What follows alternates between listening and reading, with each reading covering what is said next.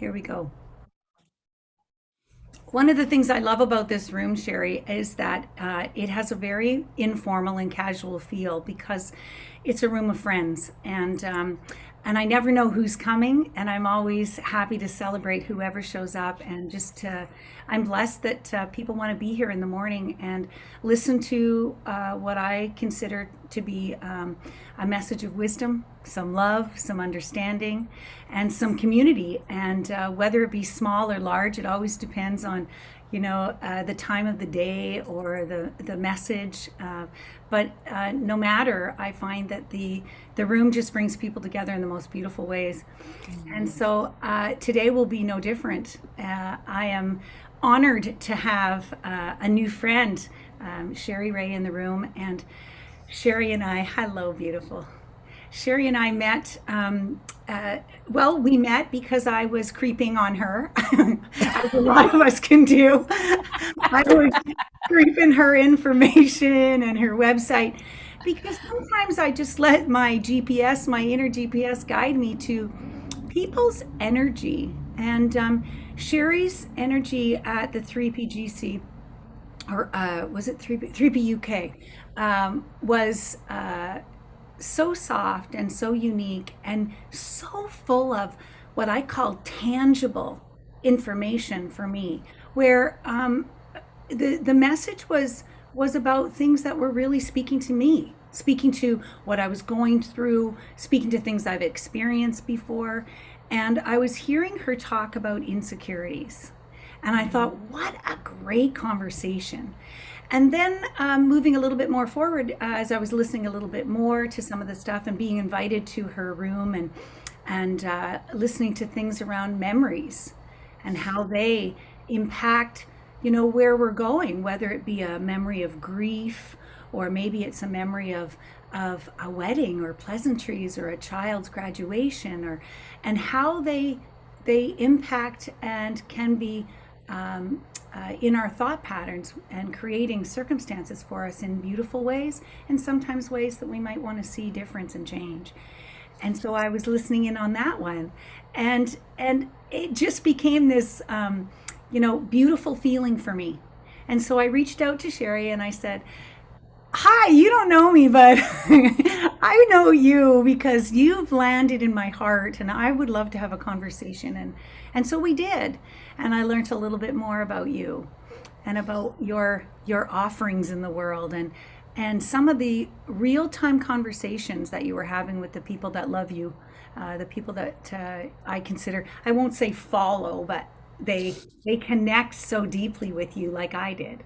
And so today we're here to hear a little bit more. And Cherie asked me yesterday, she had a great question. It was such a good, what's alive in conversation, she said.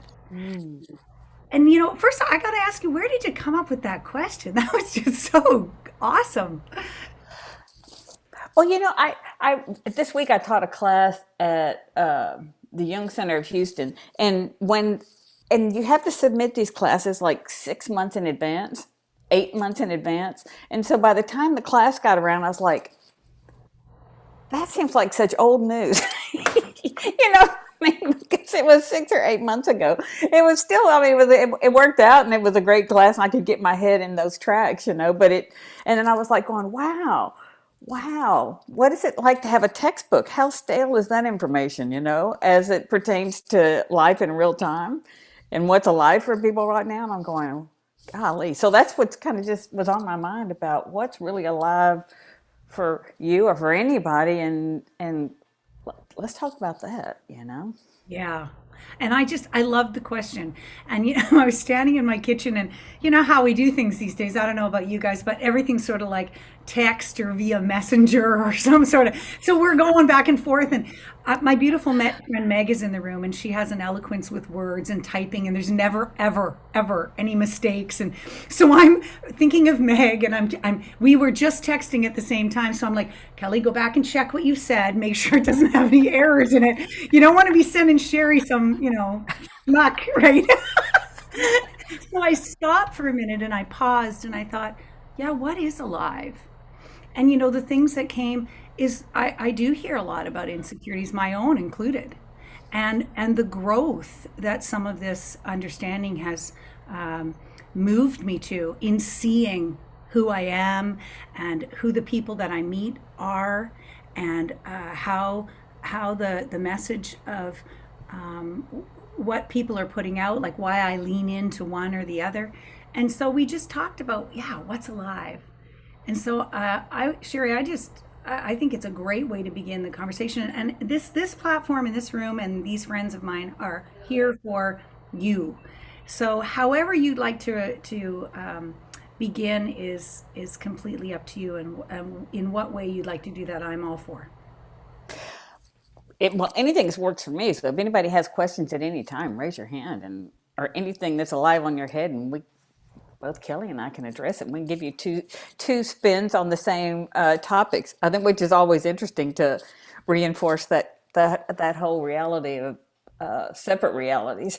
You know, what Kelly would offer and what I would offer, just depending on what you see. I just don't think that can be reinforced enough. That, gosh, how you see it. There's nothing wrong with how you see it. Just it doesn't need to match anybody else's. So anytime anybody has questions, I think that would be great just to throw it up into the conversation if that works for you. Yeah, that does. And I think a lot of people sometimes my mind takes a minute to process to catch up with the questions like, "Oh, that was really good." And then I just sit there. And I've often said this is why may not make a perfect host or interviewer or whatever, because I'm like, I'm caught in the conversation. I'm just feeling the moment. But maybe you could give the room a little bit of some insights to who you are and what you do, where you're from, and share with them a little bit about you. Because oftentimes I bring these beautiful people like yourself, and they're like, "So who's this? Okay, I'll come." They have no idea who you are. It's like, this is some woman from Texas I'm going to listen to. I don't know who she is. So, it's always good to give some reference. So maybe we can begin there. And I often butcher the bio. It doesn't really go, Oh gosh, they're so boring. They're so written, you aren't know. they? Aren't So they? written. Yeah. Yeah. So I'll turn it over to you for now, and I'll turn my mic. Okay. Well, I bumped into the principals like in 2013, you know, and got impacted kind of crazily. I wasn't looking for them, and they found me. And so since 2013, I've done lots of internships and mentorships with the Pranskys. So the Pranskys have been kind of I'll say my 3P family, because they're basically the ones that I've done my most intense work with over these however many years it is. And what my work is all about, what even is why I even do this work, is because it it eliminated so much struggle in my own life. And so that's exactly what I do. I teach people how to eliminate struggle in their lives and our businesses, and to really find how to live with joy and peace with all the things you can't change. You know, and that seems to be a growing list. It looks like to me in our world, you know, that there's less and less you really have impact on to control. So that's what my work is all about. And I am based in Houston, Texas, which is way far south. And I just love the work. I just love the work. I'm as big a student of it as anybody in this room, but just because it creates such an impact on me. So if there was a conversation that was alive for you um, right now, what would that be? Oh my gosh, the most alive thing, and this is it woke me up in the middle of the night, and it was just echoing in my head, because and let me see how the words came to me. Mind or intuition, whatever, has such a sense of humor for me. It comes up, it gives me song lyrics or title of a movie or something, and then I just kind of live in it, and it reveals more. But let's see, how did it come? How did it come? Oh my goodness. Oh my goodness. It was like, don't let your history kill the mystery of life. That's what came to me. Don't let your personal history kill the mystery of life. And so that's what was woke me up, and it was like, wow, if we really could reformat this disc in our head, to really wake up more clear-minded and independent-minded, and we didn't have a personal history, would we be more open to this incredible mystery of life that unfolds for us and teaches us and leads us, shows us the way. We allow it to follow. But I just think so much of our personal thinking contaminates being open to that wisdom, to relax into that wisdom, and which would point us back to insecurities. We take so much of our insecure thinking seriously. Only, don't we all? Don't we all? But the truth is, it's like when I was talking about personal history, kill the mystery. It was like we've had insecurities in our life that because they've been in our life so long, they look like they're real because we've had them in our pocket for so long. But they were never us to start out with. But we certainly, we certainly get stopped by them, I guess is one way of saying it. Yeah. Well, No, that's what's most alive for me. That personal history, don't let it kill the mystery. That we are safe. We are okay. We do have what it takes to navigate life. It's kind of crazy to think we don't because we're here. And we made it this far.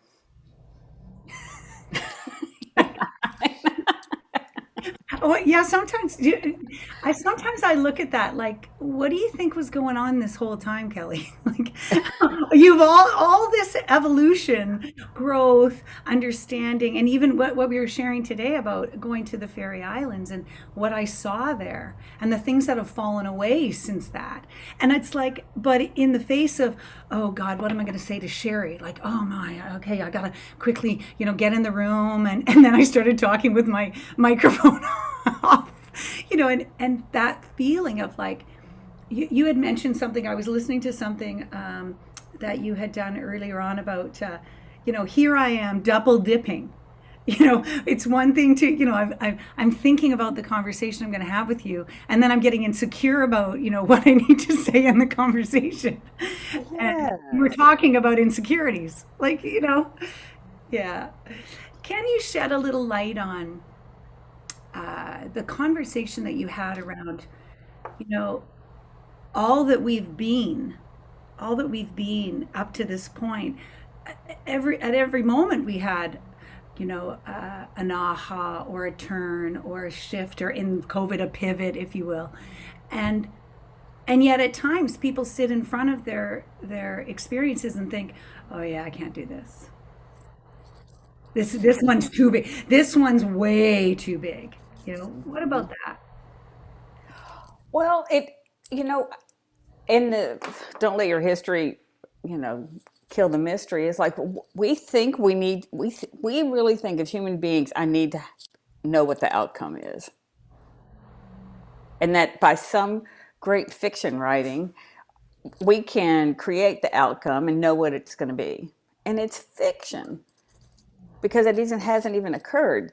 So that the our mind runs forward and tells us what it's going to take, how long it's going to take, what it's going to take from me. It's going to be hard. It's going to be this. It's going to be that, and we fall back in our history and go, well, I don't know. My fifth grade teacher told me engineering's not for me. Can't do it. I mean, that's one little small example of how we get so attached to outcome versus kind of leaning into the mystery of following an inspiration and giving up the outcome.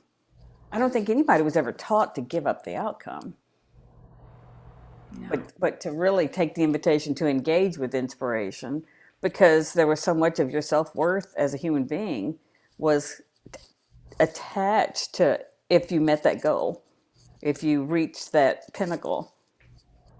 And it's like, well, that can be a complete buzzkill, boring adventure. You don't get to even slow down and enjoy and look around and follow moment to moment crumbs of the next step, because the mind's already told you what it's going to take to accomplish it, and you don't even know that's why you what that inspiration is for.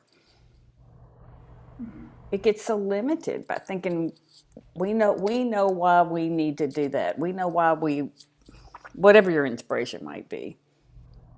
Cook a meal, or write a book, or go on to online dating, whatever it is.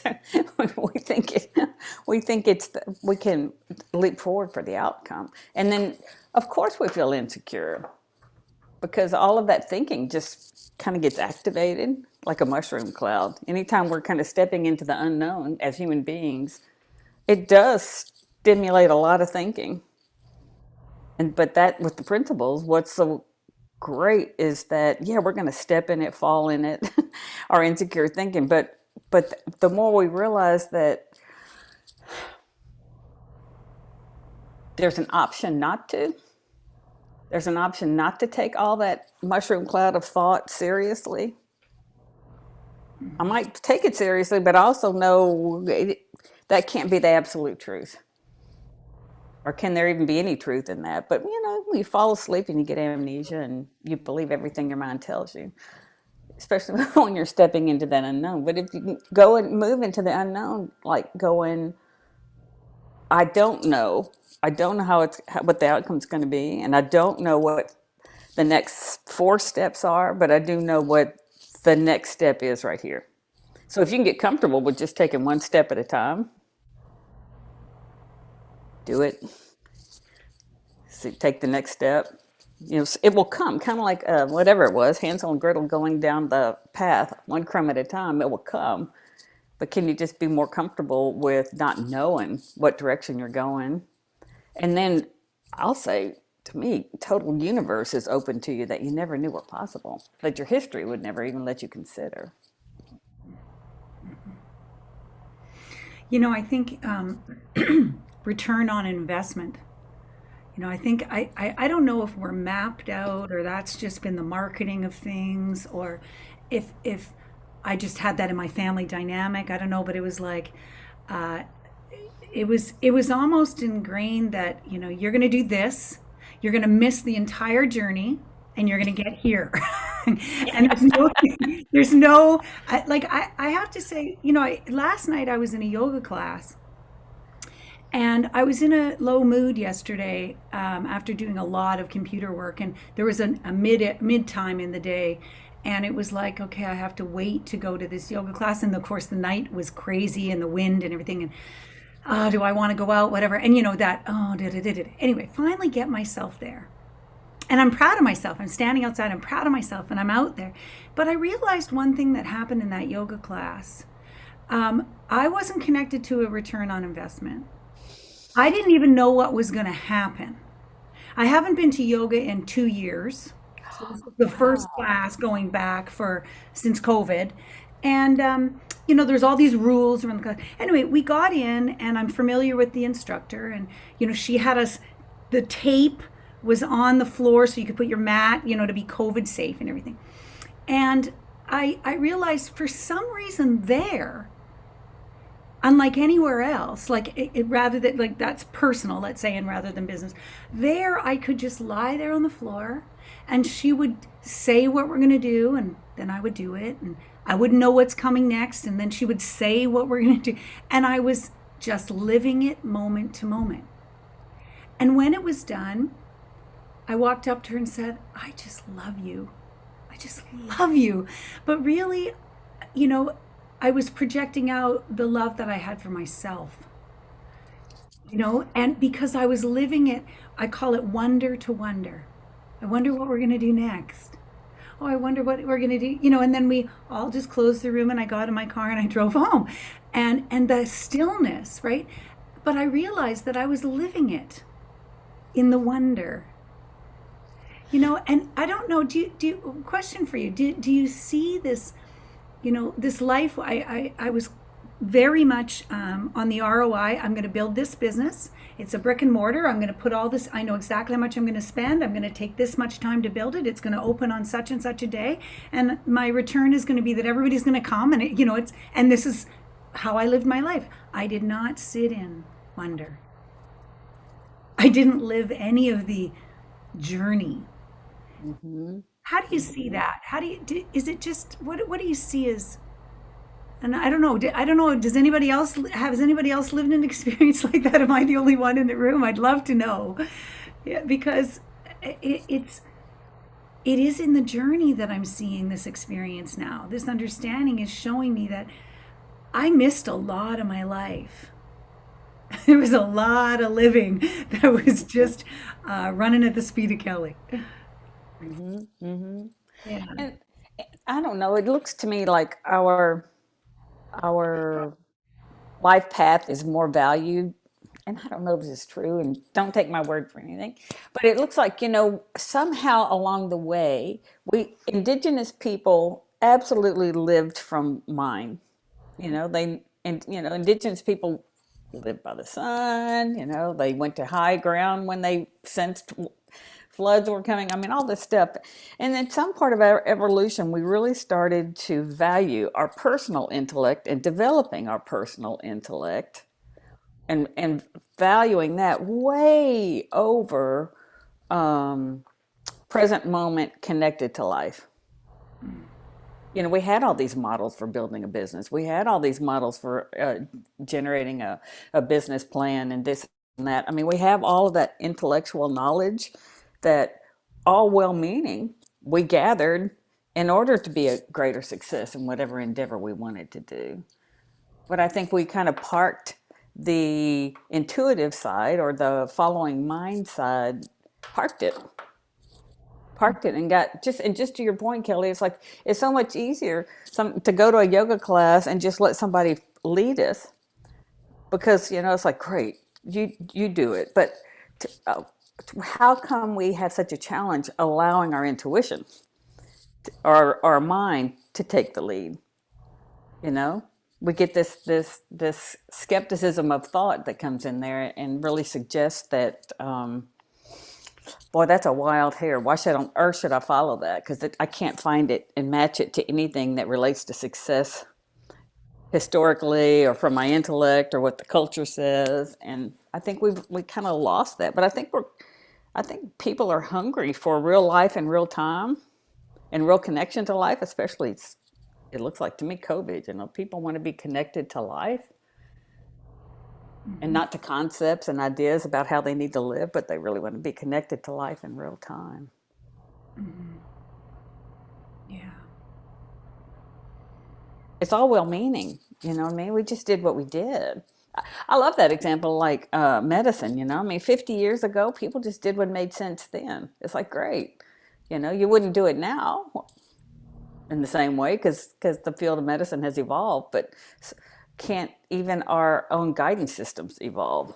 Going, wait a minute, I don't need to take a, a stranger's opinion out of a book unless it resonates with me and I want to give it a try. Great and wonderful. But I don't want to negate something that's kind of knocking on my door because it doesn't match what is in that textbook. Hmm. And we just assume they know more than us. And it's like, great, they may know more than us about brain surgery, but I'm not doing brain surgery. I'm trying to follow my own path and what makes sense to me and building the life in a feeling I want to live in. I think that's the part for me, is like building a life in the feeling I want to live in. Because it's not about the accoutrements or circumstances. It's like, when nothing else is around, what's the feeling I'm living in? And I see that we have the opportunity to exercise free will to choose what we think into when we can. Hmm. And when we can't, we can't. But no big deal. Don't take any of it too seriously. you know? Wonder to wonder, moment to moment. Yeah. Yes. Yes. I I, love that feeling. One time, once it was like, well, how do you know if it's not going to work out? And it was like, well, what if you knew you'd be okay on however it worked out? And I was like, whoa, that's a fresh place to sit. That you have resilience and you have your inner wisdom and knowledge, and something else will occur to you. And I was like, I didn't know you could go through life like that, that you don't have to worry about outcome. You're good no matter what. You're responsive and receptive. You're good no matter what. mhm. That took a bunch of fear off the table for me. Yeah, I like that. I remember sitting in a room with Jamie Smart one time, and the same question came up posed, you know, the what if it doesn't work out? And he goes, "Well, I got some news for you. It may not." And the person looked at, and he goes, "And you know, that's okay because whatever that is guiding you to what will." Yep. That it's like those experiences that that you know we put all our effort and investment on, or all our thinking on, or whatever, and we're looking for a specific outcome. He says, you know, that's when we're making it bigger than it is. You know, it's just this circumstance that, you know, we all are going to face experiences that may or may not work out, but either way we're okay. Either way, we're okay. And I would say in the last year and a half, I've had lots, way more than what I would have chosen, situations brought into my life that I never was never even I they were devastating, and I never could have imagined. And it was like, so when those things show up in your life and you're like, wait a minute, I I never saw this coming. I never imagined it could happen. But then something helps you navigate through those devastating experiences.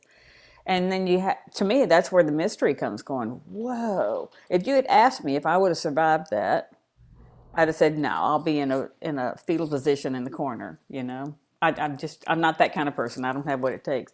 But if you can just do it in the moment, you know, step by step, with the feeling that I don't need to know what I'm going to do, but I do know that if I show up where I'm being called, if I show up, something is going to occur to me. I don't know what it is, but something's going to occur to me.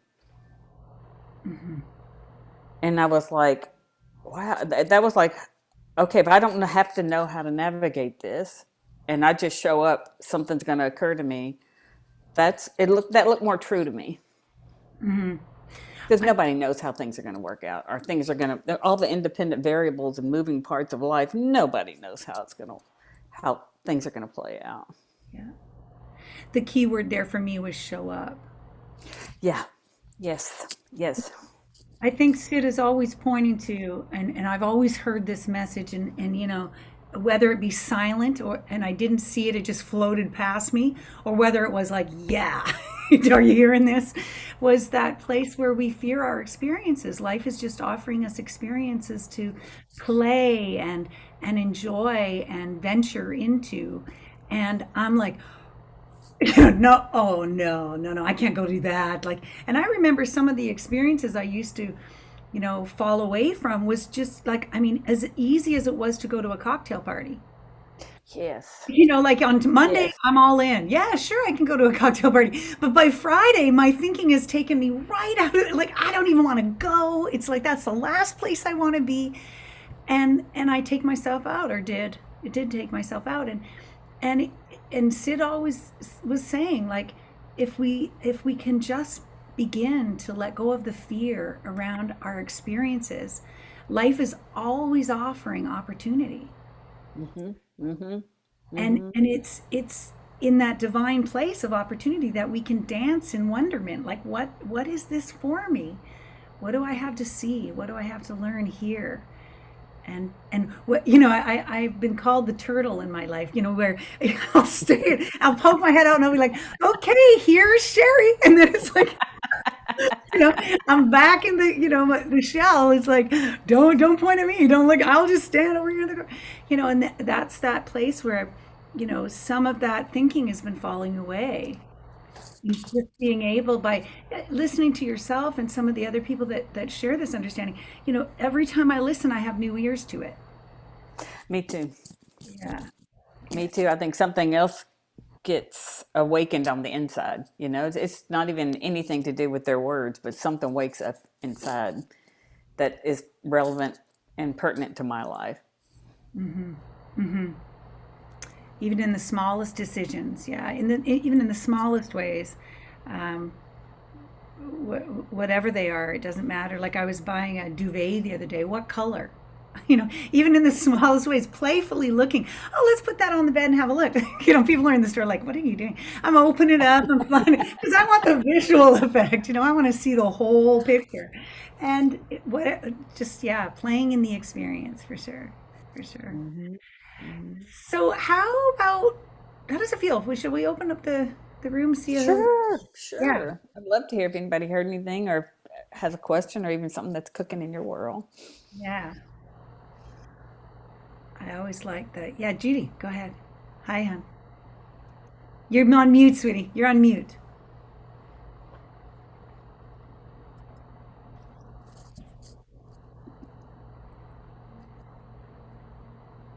There she is. Oh no. Do you have an external speaker, dude? If you do, you might want to. Oh, there you are. Come a Oh, little sorry, closer. maybe There. There you go. when you were talking about Sid, I just was reading a book, I think it was his earlier ones, and when he was talking about his epiphany, and he said the first thing that came to him, he said when he felt he was home, he said, there is no such thing as insecurities. It's all in our minds, it's all in our thinking. There's no such thing as insecurities. It's all how we look at it and how we approach it, right?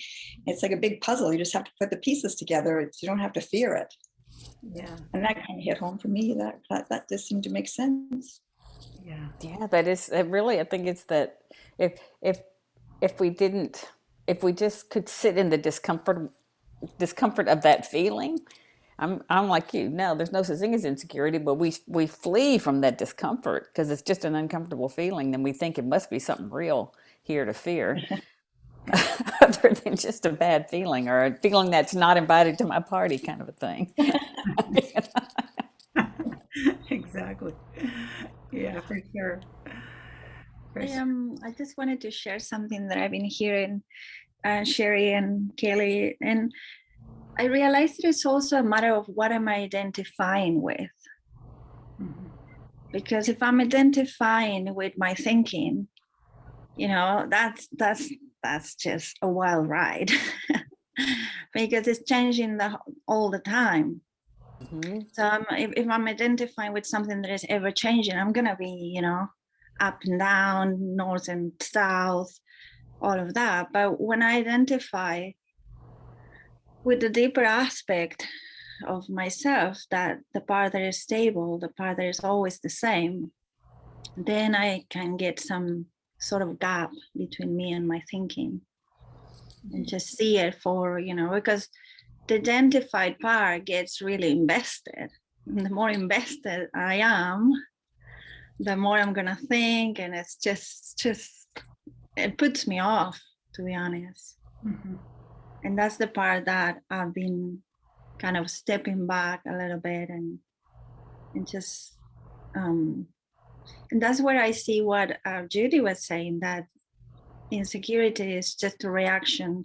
The feelings of insecurity is reactions to thinking and identifying with that thinking more than anything else. Hmm. Mm. And it feels so real. I'm going through some insecure things this week, and it's like, oh my God, it just feels so real. Like my life is at stake, like, I'm exaggerating, but the feeling of panic, the feeling of unsafety Hmm. is just really strong. Mm. So at the moment, what I'm doing with that is I'm just seeing it and letting it be and doing nothing with it, especially not thinking about it. So if you have anything to say to that, to how the feelings, when you get hit by something and your body feels like fight or flight, feels all the chemical, I don't know what it is, adrenaline, maybe someone knows, the physiology gets affected by our thinking. So yeah, how to, well, I guess it's just being with that. But if you have anything around that. Well, and we know that our feeling state is funded, as I can't think of another word, funded by my mindset or my state of mind. Mm. It's coming from nowhere else, nowhere else. Whether even I even know what's on my mind or not, it's our we live in the feeling. This is Sid Banks' quote. We live in the feeling of our thinking.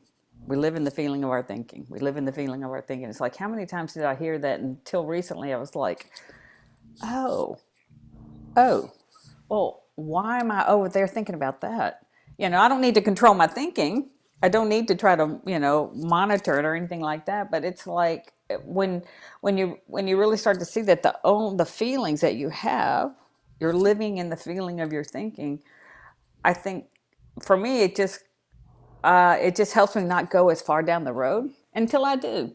And so what? It's human, And then it's like, but that incredible wisdom we possess wakes us up, and you know, those like those bumper strips on the what do they call those rumble strips or whatever on the highway where you get over there and hit them and you bump bump bump and it's like no go back inside the lane of traffic because it's just to me a part of the human condition that we're going to think into our thinking.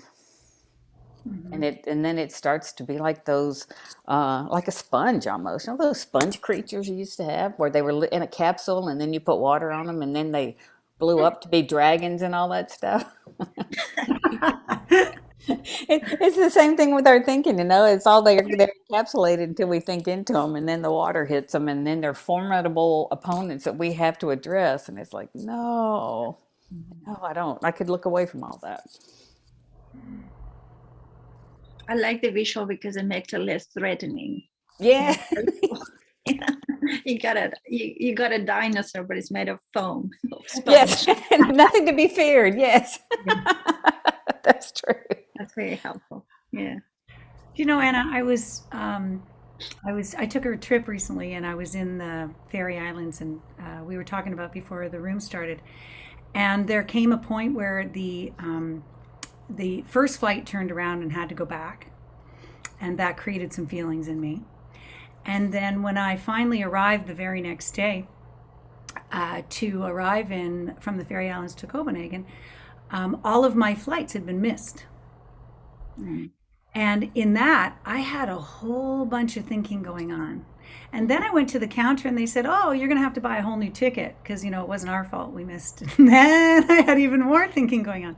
And then, and then when they said to me, well, just go sit down and we'll figure something out. So they sat me down for an hour as I was in my thinking. And I believed it all to be true. And it was creating a real physical experience in me. And by the time, then finally, when the guy called me up to the counter, he said, yeah, we're gonna take that, the purchasing a new ticket off the plate. We're gonna give you a ticket, but you have to stay here for 2 more days. Well, by this point, I believed everything in my being was out of line. Like I was having a physical rejection to the experiences that were outside myself. And I just want to say, the one thing that I could do for myself in that very moment was guided to me. I didn't know what to do because I was out of it. Like I was in my head, I was in my body, I didn't know what I was doing. I was at least 18 hours into no sleep. And I just got calm. I just sat there and I took a look around the Copenhagen airport. And I started to consider, why was my heart racing? Why was I so angry? Why was I? And I'm a woman of God, so I just asked God, what am I supposed to do right now? What am I supposed to do? And I just got really calm. And what came was a decision. And the decision was X, Y, and Z, didn't matter. But the minute that decision came, everything was wiped away and I was moving into a new experience. And I was just walking through the airport and carrying on and going to where I was going to stay. And I don't know what it's worth, but I can never create an understanding for myself in a chaotic mind. I mean, I didn't physically sit down in the airport, but I just took the handle of my luggage. I just said, give me a second. Because I was believing the whole story. I was believing everything, like the money loss, I mean, you name it, I was out. And my heart was racing. And all of a sudden, I just breathed into my experience of where my GPS was. And I just landed in a calm moment. So I don't know if that's any help, but that's what helped me in the moment. And funny that I just lit that, like, that was, it felt like an hour in that experience of it all and my thinking about it all. And in that very 1 minute, I could just say, okay, let's go. I know what I'm doing now. And that was it. That ended the whole thing. And there's a little bit more breathing around it. There's a little bit more, okay, now we're moving into what's next, and whatever that is. But I found myself able to lay it all down just by getting still.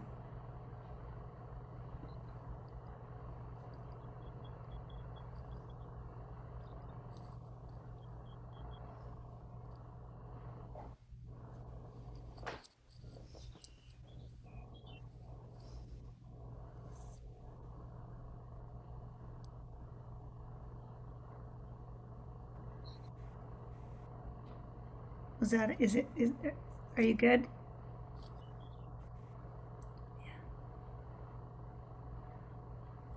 Much love to you. What I hear in that is that you can lean into thinking, or you can lean into the experience of the moment, and the awareness that you had of everything that was happening for you kind of brought you back up. That awareness. It's like a lifeguard. Mm-hmm. Yeah. Yeah. Thank you for sharing. Linda. Hi there, everybody. Cherie, when you were talking about outcomes and how we can be kind of attached to the outcomes, and I was getting this sort of sense of how heavy that feels, how we create a really heavy experience, and how we can get so tied into all of those steps and those models and using our intellect to navigate our way towards that. And it just, something went ping in my head when you were saying that about the simplicity that Sid was always pointing to, about, and when you mentioned the one step, and then trusting and taking inspired action, using your intuition more. I just wanted to share that because that kind of hit me quite hard at that point. So thank you for that. Thank you, Linda. I think moving from inspiration is like getting an upgrade of fuel. You know what I mean? It's like if you're moving from inspiration, hard work doesn't feel hard, or doing whatever it takes doesn't feel like sacrifice or pain. It's like there's a tailwind or something to what you're doing, and it's so enjoyable to follow an inspiration, because to me it kind of unwraps more inspiration and more inspiration and more inspiration. If you can just, I'll say, not take a discouragement seriously. Say something, we're going to fall into thinking, well, that should have worked out because I followed my intuition. I remember that one time I was really drawn to tell somebody something, and I was like, oh, it was not well received. And it was like, oh my God, I didn't even realize I was carrying a concept that if I follow my intuition, people will be happy about it. It's like, no, but it was right for me, but it wasn't like the angels sang and everybody was happy. And it was like, oh my gosh, but just follow what makes sense to you, really from a grounded, centered place. And that's the best anybody can do. To me, that's the best anybody can do, because you're moving from your own, I'll say, your own center of integrity and what you want your life to be about, and you move from that. We can't know how it's going to work out, but you're in alignment with what, the life you want to be living. And then more inspiration comes, and then more inspiration comes. Just don't get discouraged if everybody doesn't rejoice at your choices. That's the thing, though. I think there's so much judgment. I judge myself if I fail and things don't work, which is all, more thinking and more pressure and everything like that. So it's sometimes hard just to take that leap of faith, almost to just trust the inspiration rather than my intellect to find the answers. That's the challenge I see. But I know when I'm doing the inspired bit because it feels so different. Yeah. So thank you for that. Thanks for sharing. Yeah, and just engage. And just engage because, you know, our mind is making up how long something should take. Our mind makes up how long it should take to make an outline. Our mind makes up how long it should take to walk to the coffee shop. You know, our mind makes up all this stuff, and it's like, well, but in real time, it took me this long to get to the coffee shop. It's not a problem. I'm not a, I'm not a failing walker because it took me a different amount. But just kind of to get onto that game where all of those look like they are carved in stone deadlines and some sort of notion that there's a truth that something should take this long, and that's all made up too. Yeah. Sorry. The other thing that came to me the other day is like, why the rush? Beautiful, Anna, beautiful. And that's something that I have to really keep an internal eye on, because every time I'm rushing, I'm saying this is not enough. I'm negating the present moment. So I'm creating that dissatisfaction in my mind. So that's the other thing, and then I figured that the rush is because it's almost like it's circle, because it says I get destination focus, right? And then the present moment doesn't feel good. And I think that if I get there faster, I'm gonna feel better. So what I'm looking for is feeling better. But I can have that right here, right now, not doing nothing. And that's the other thing that makes me insecure. When I look for something outside myself, insecurity will be a given, because outside I have no control. People can come and leave. But if I find the security within myself, that's resilience that you were talking at the beginning. That, whatever happens outside, I'll be okay. I'm okay. I'm safe. So that's, I think, the rush and the leaping of the thoughts that you were saying is a bit how I get into this tunnel vision kind of thing.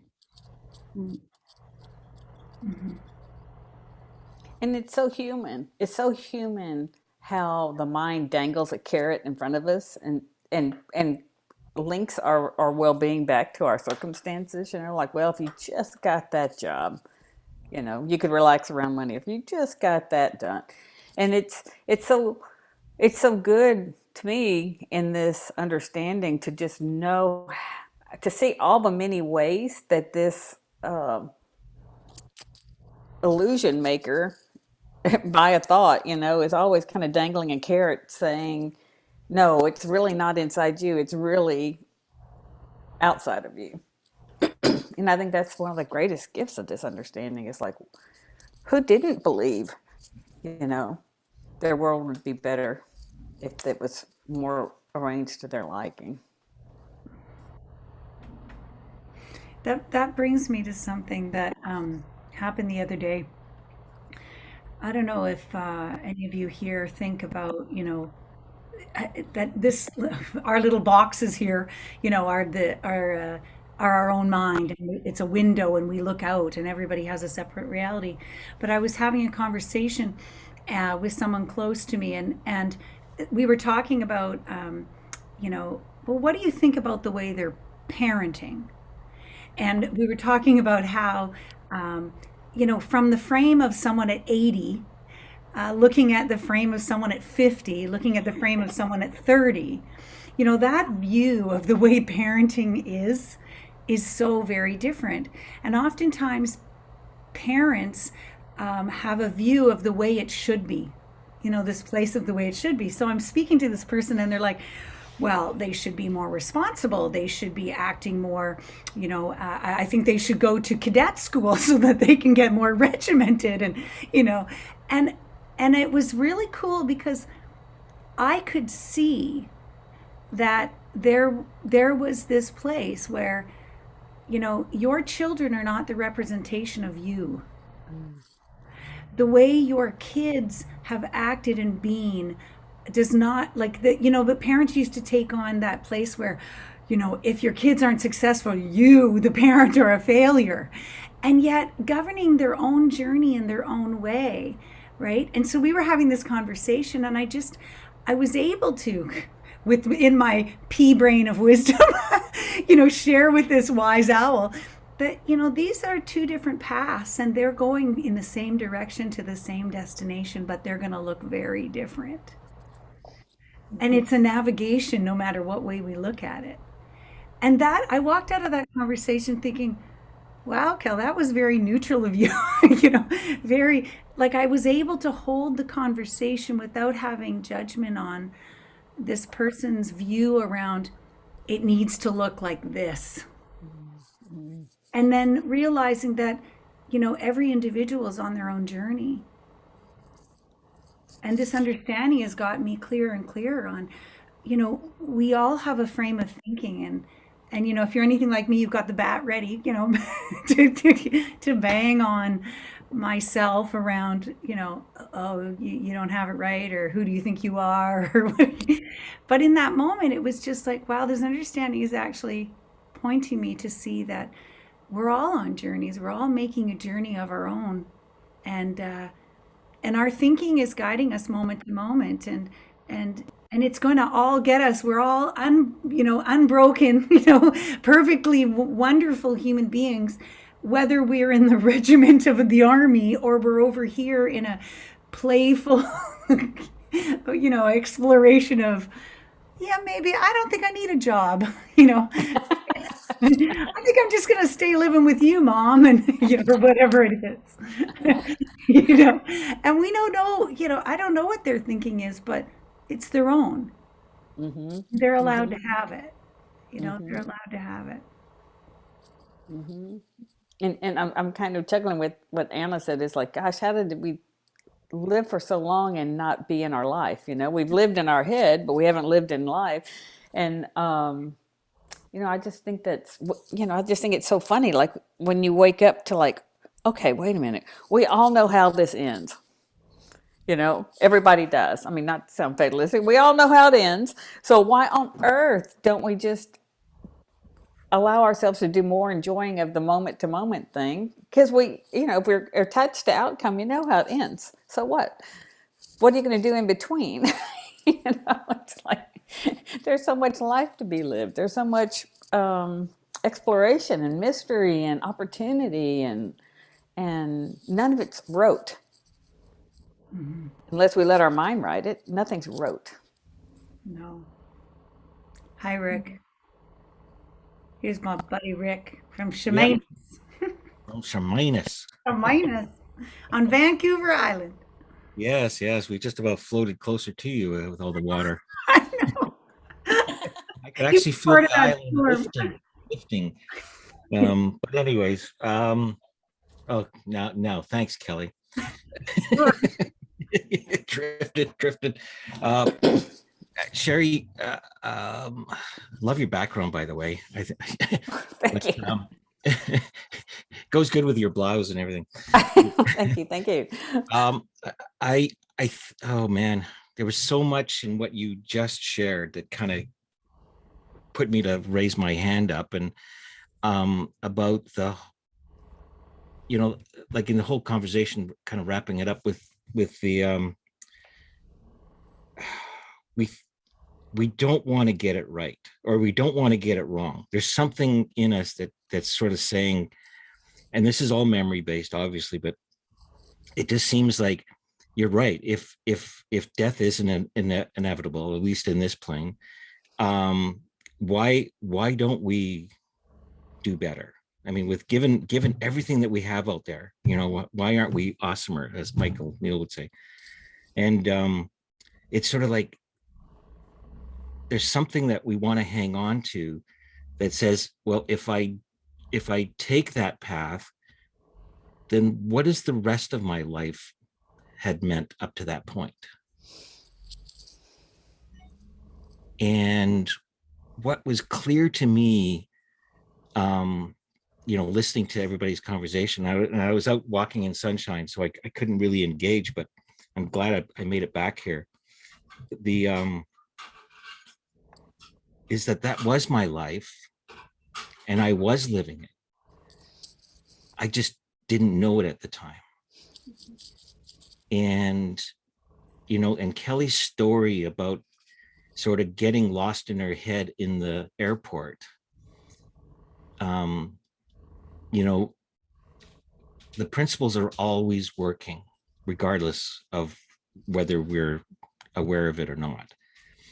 And it was to me, it was pointing, her story was pointing towards the thought behind the thought, like the original, you know, behind the thinking, because the sudden occurrence that she needed to be in a quiet place is the principles in action. It's the guide there. It's that moment before. And then of course we tend to add more meaning and stuff to it. But you know, since you know, I've kind of had a bit of an awakening back in '79, but it wasn't until the three principles really solidified for me around, you know, this whole idea about the memory and how we do live through memory, but in reflection, it was all good, regardless of what was happening, because I am here today. And that is more validation than anything that it happened the way it was supposed to happen, kind of a thing, right? So anyways, thanks for the conversation, Kelly. Thanks for bringing Cherie to our world. Beautiful moments, beautiful conversations. Thank you, Rick. I have a friend named William, but he's not in his chair. Oh, there he is. William from California. Yeah, I love your opening statement, Cherie, of not letting your history get in your way and kill the mystery. Because I think that I'm more so intrigued lately of how much I live in the movie that I make about life. And I just am so fascinated that I see all these characters that I've played. And as I get more distance from those characters, I'm still playing them, but I'm more aware of them. And I see so many of them are like my parents. I personify them. And I have to have some pretty nice parents. So I kind of don't mind hanging out as that parental image. And I spend a lot of time there. And I get a lot of reinforcement for doing that, which takes me out of being present in the moment. Then I think about your Kelly.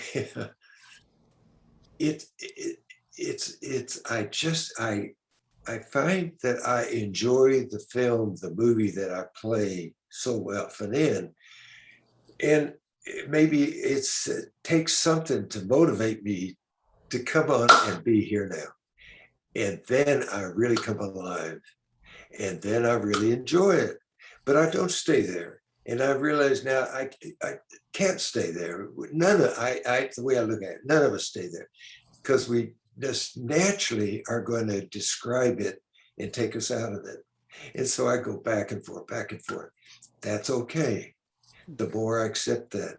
And I put myself if I've been in the airport, oh my God, 2 days, that means all the things I had. What am I going to do? Wow.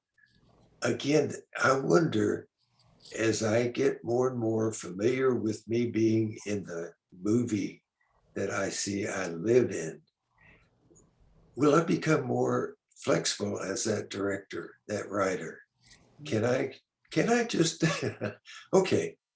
And then what really helps me, I see, is that allowing life to live me. I'm not in charge. I'm not in charge. I'm not in charge. Boy, I think I'm in charge. So I go back and forth, but I'm just enjoying this whole mishmash that it seems like my dance is getting easier between being in the moment and I've been playing my movie. And I was with a bunch of tennis buddies last night, and I just was enjoying how fixed that some of them seem to be in their movies And I was just enjoying kind of in and out, and just enjoying the whole mix. So I just love this, and I really appreciate how you all feel so comfortable sharing your moments of now and this beautiful stories that you have. And I just marvel, Kelly, how in the world do you stay tuned in to so many people in such a feeling way without getting lost? Anyway, I don't have much more to say. I just wanted to join the crowd. We're so happy to have you, William. Who else? Anybody else have stuff coming up? Things they want to share, stuff they've been looking at last week, this week, right now. Xander, love to hear from you. Hello, Kelly, and everyone else. I've thoroughly enjoyed listening this evening. And I tell myself constantly that I have trouble listening. I watch a movie and put it on tomorrow evening, and I'm going to watch it again. I'm going to enjoy it because it's going to be like I've never seen it before. And this is the way I approach everything, right? Now, I'm trying to change things. No, it occurred to me this evening that I could do things a little differently. So what I approached this Zoom call this evening with two things in mind. Normally I'm listening for what is familiar, so that I can agree. Yeah. I heard something. Confirmation. Or, but I very rarely listen for something new. This is just an observation of self. I very rarely listen for something new. I might come away with something new. I might not, but I very rarely listen specifically for that. My attention is drawn elsewhere. So tonight I approached this call with those two things in mind. And the one thing that I heard that was familiar was when I think it was, is it Cherie or Sherry? Either one's good. Either, okay. When Cherie was, or when the conversation turned to the, because I'm not sure if it was Cherie or not, but when you turn to the conversation turned to, we are always okay. That's, I used to say years ago, and before I ever even heard of the 3 principles, I used to say to people, you'll be okay. It'll be okay. You'll be okay good, or you'll be okay bad, but you'll be okay. and then I would explain to them, now what I mean by that is you'll either like the experience, okay bad, or you won't. Okay good, okay bad, good being you like it, bad being you won't, but you'll be okay. And so that resonated with me in that way. And then the thing that occurred to me when you were talking about insecurity, it occurred to me, now before I experienced, in fact, up until a few years before I heard of the 3 principles, I lived for years. My entire experience was insecurity. From the moment I got up in the morning and even probably while I was sleeping, never mind going to bed and getting up in the morning, I was just 24/7 insecure. That thankfully has mostly gone. It comes back the odd 5, 10, 15%. I still get it from time to time. But what occurred to me whilst that was being discussed was that every time I felt insecure, in fact, quite possibly we cannot experience insecurity without some sort of mental or psychological comparison. So I'm comparing myself with myself yesterday, or what I think people should think, or what I think people should, I don't know, experience with me, or I'm afraid of other people's comparisons and how I should be, and blah, blah, blah. And comparison is, I think, the word for me behind insecurity. So that's what I got out of the call. So I just thought I would share it.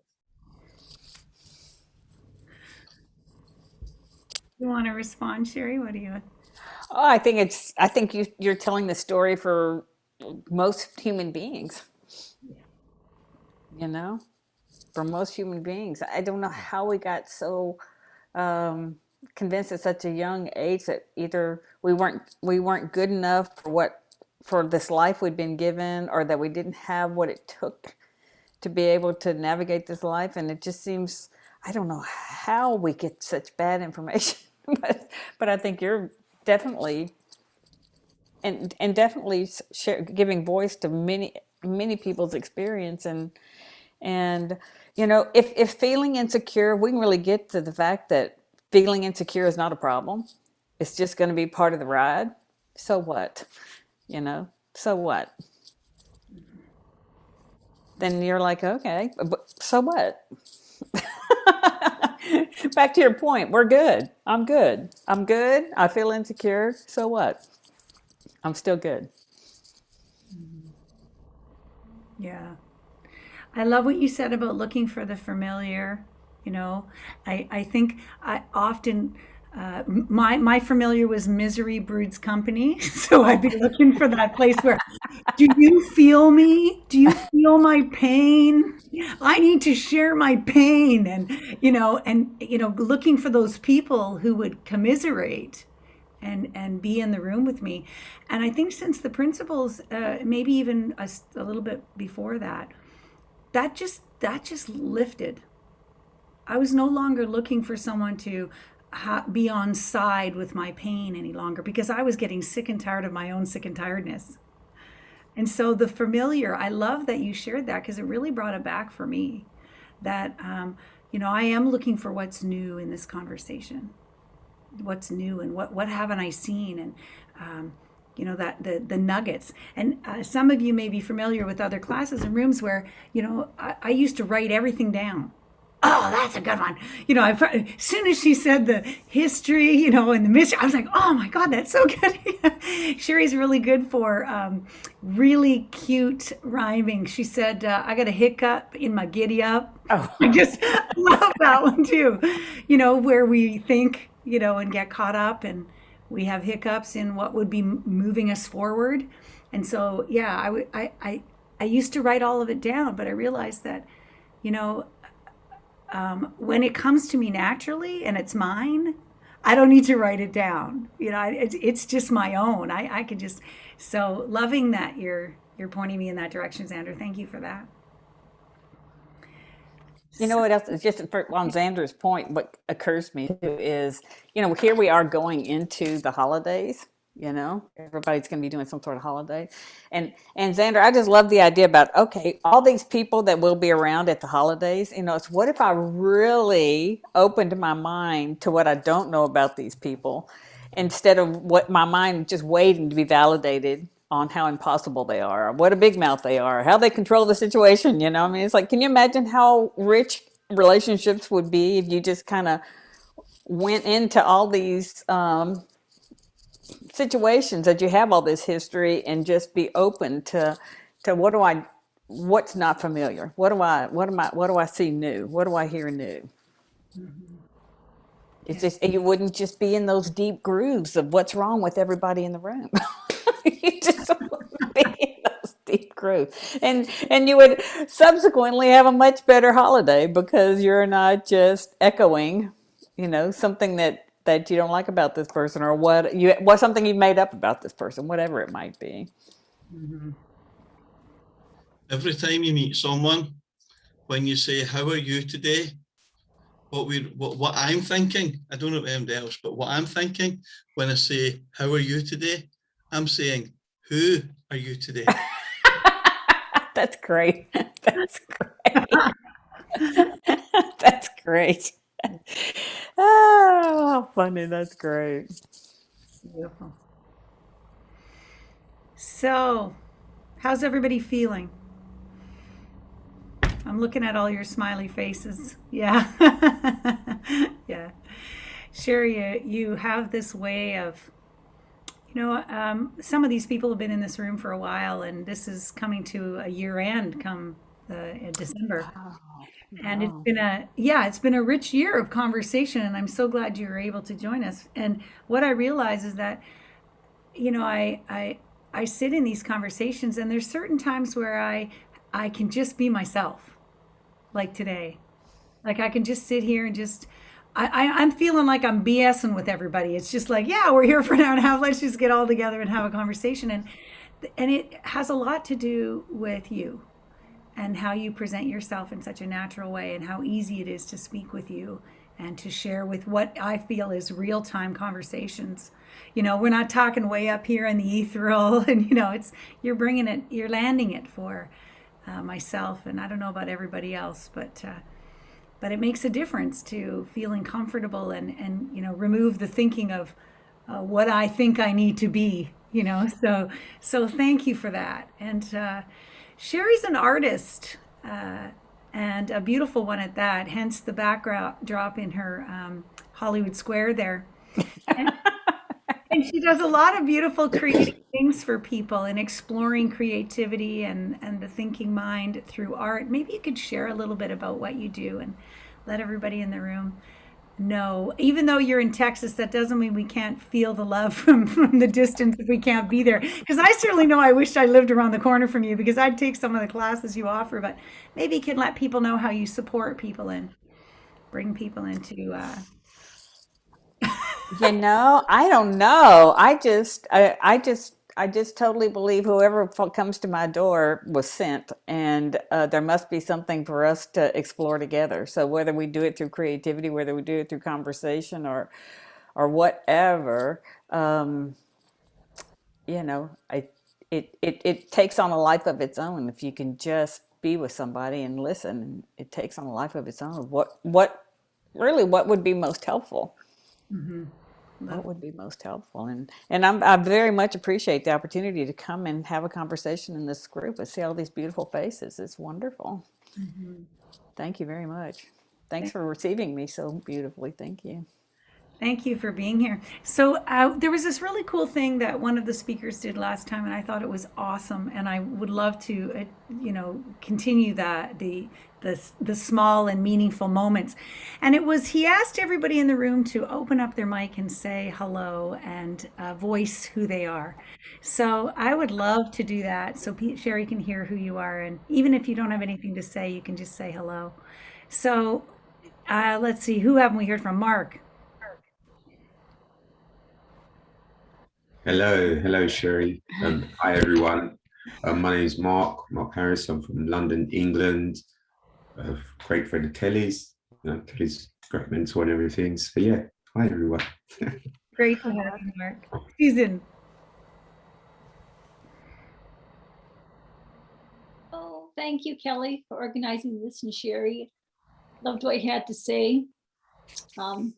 Like Xander, the familiar sort of caught my attention. And when you talked about never imagined this destination, of course, my mind went right there. And the 3 Ps is really just giving me such a great outlook. And then Kelly, when you talked about, you don't necessarily want to be with people anymore who are just in this commiserating and misery and stuff. And I read somewhere, dwelling in the pain doesn't dispel the pain. So thank you for reminding me of that. And I love these meetings. I hope they'll continue into the new year. Yeah, nice to see everybody. Thank you. Great to have you, Susan. Cecilia. Yeah, my name's Cecilia. I come from Sweden. And thank you very much for this conversation. And it was beautiful to hear you too, Kelly, speaking together. I love that. Thanks. And I will speak soon in the community. And the thing that I want to bring up is just that you talked about how we learn when we are little about how it works in the mind, and how wrong it goes when we learn this. Yeah.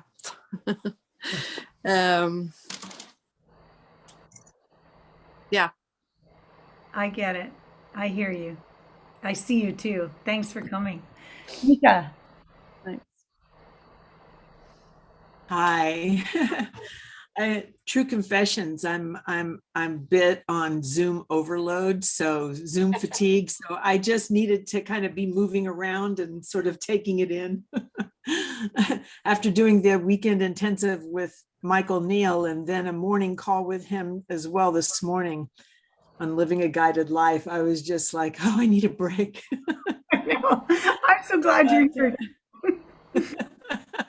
So just honoring that need. But yeah, it was a lovely conversation. I'm also a painter, and in this process of sort of combining the, what I'm building as a coach and my art. So when I saw that this included someone who was both creative and in the 3P world, I was like, oh, cool.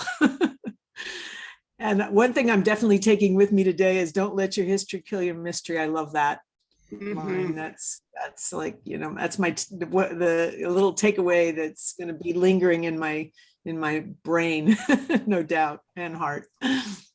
Love it. So thank you for today. Thanks for coming. All the way from California. Do I have that right? No. Yep. Northern California. Okay, good. Yeah. That's my memory. See, William, I don't remember it all. Pamela. Good morning. I'm in North Vancouver. I'm part of Kelly's community for quite a while now. A couple of things that dropped in for me today is being a person who is trying to make a big major career shift. I rewrote Don't Let Your History Destroy Your Mystery to embrace your history and the mystery. I recognize I'm born into a story that has already and is being told. And that's very compelling to break away from that. So I'm taking away, as I try and envisage my future, what is the mystery letting you consider? I'm going to run with that because it's been hard for me, and I appreciated what Rick said very much about, what was my life before the 3Ps or before awakening or whatever you want to call the moment where you realize there's something different for you. And to just honor and validate that my life up to this point is exactly as the way it should have been and was joyful and meaningful, just as much as what I might move forward into. Thanks, Pam. I got Barbara Jones. Hi, Cherie and Kelly, thank you very much for being here and bringing this up. And for me, it was, of course, about the personal history, destroying your mystery of life. That's really hitting home also. And what came up for me was something that was said to me quite a while ago was, things don't always look the way you think. And I thought, wow, that just opens up everything. And it's like, okay, so I need to just take life one day at a time and stop overthinking and stop getting so much in my head. And just this whole conversation has just made me realize that, yeah, it's time to calm down and just live. So thank you.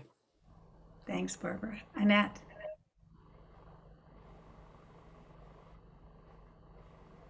I'm Annette from Norway, from Oslo. And what a beautiful conversation. And I loved, as you said, Kelly, with the ability to just being you and how alive you are as well, and just hilarious. And I love the story from the airport. about how your wisdom just guided you to really slow down and to take a next step. And there's just been so many beautiful nuggets of wisdom throughout this conversation that I feel like I needed to hear. There were beautiful reminders for me in a process where I'm going through a little bit of circumstances that could easily throw me down a rabbit hole of a lot of insecure thinking. And so it was a perfect timing to listen to the conversation today and just show up and take the next step and not fall for all my even when I fall into my insecure thinking, just remind myself to just be gentle with myself and take a next step and show up and not have to figure out everything. So it's been wonderful to be here tonight in Norway. It's in the evening. So thank you, all of you, so much, and especially you, Kelly and Cherie. Thank you. Thank you. Vera, are you there, my girl? There she is. I am. Hi. Hi, beautiful. Hello. I really enjoyed the conversation from being creative, cooking soup, big pile of veggie soup,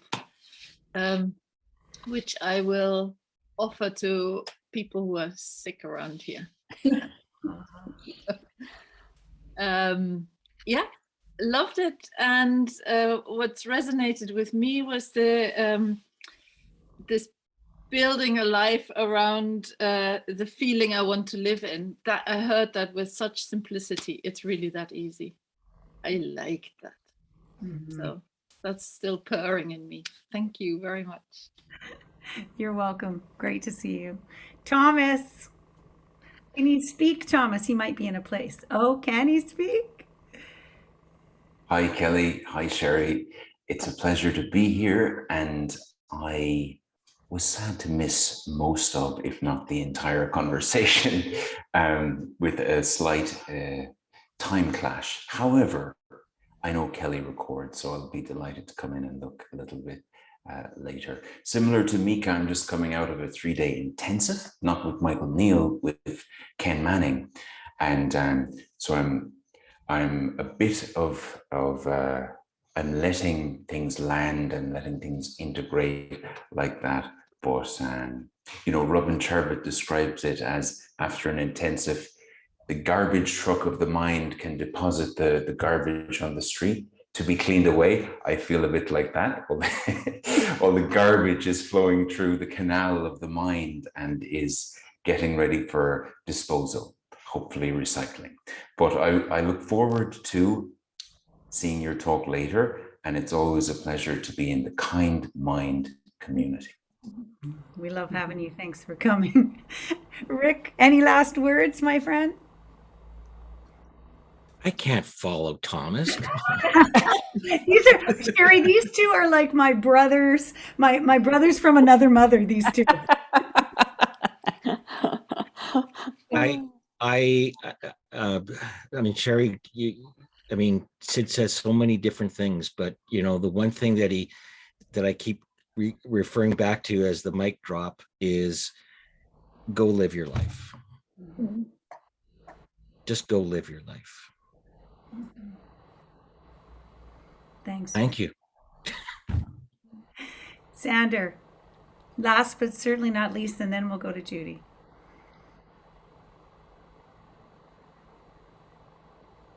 I don't have much. I really don't have anything to add. Hello, and yeah, it's always good. I just love the Three Principles. I love the Three Principles community. I love everybody that I've met in it. Maybe one or two. No, seriously. I love the Three Principles conversation. I just cannot get enough of it. So it's always a pleasure to be part of that conversation. It's just always gets me. We love having you. Jude, my girlfriend Judy. Hi, I want to say thank you to Cherie and Kelly. It's been great being here. And I just want to agree with the last guy when he made me laugh. Says, not how are you today, but who are we today? And like, but it just, there was lots of great little nuggets. It's true. And I just, when I think it was Cherie that said, you know what, the inevitable is coming. We all know what the inevitable is. Why aren't we all having a better time? Like, why aren't we making it more awesome while we're here? Yeah, I enjoyed being here. Thank you so much. Exactly. Sometimes I have to say Jude's an airline student, so she's been flying around to Mexico and seeing, like, she gets to see the world. Talk about awesomeness. While we're in the storms, although she was home for the storm. She was home for the storm.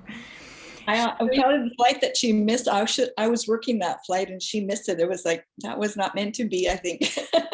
That's something else. I learned afterwards, after being in that airport, that my dear friend Judy, who works on the airlines, was on that airline waiting for me to receive me to come home. And the whole flight had, now I didn't learn that till after, which is a good thing. But yeah, she was waiting, and you know, there's always opportunities to have free champagne or extra food when your great girlfriend works in first class, right? So nothing like, you know, more salt in the wound as I receive. But yeah, those are the beautiful things that we don't know that are waiting for us when we're open. Cherie, I want definitely some last parting words, any words of wisdom for us all before we say goodbye. Gosh, no, I just really want to express my appreciation, Kelly, for creating a format where people can come together and just have conversations about what seems to be touching something deep inside each and every one of us. And even if we don't know what's getting touched, we know we're drawn to come to these conversations. And thank you for holding space and creating a place for that to happen. It's been wonderful to be with you all. Well, I just love that you're here. And as you know, everybody, these are the labors of love that all of the speakers are doing for sharing the message of the principles, and Cherie's an exceptional one at the same time, too. So thank you for your wisdom, your hope, your guidance. And everybody can y'all. on the mic and say goodbye. And I love you all. Happy holidays, everyone. Happy holidays. Thank you. Till next week, everybody, we have Kathy Casey. Oh, fabulous. Yes. Bye for now, everybody. Thanks, everyone. Bye. Thanks, everyone. Bye. Bye-bye.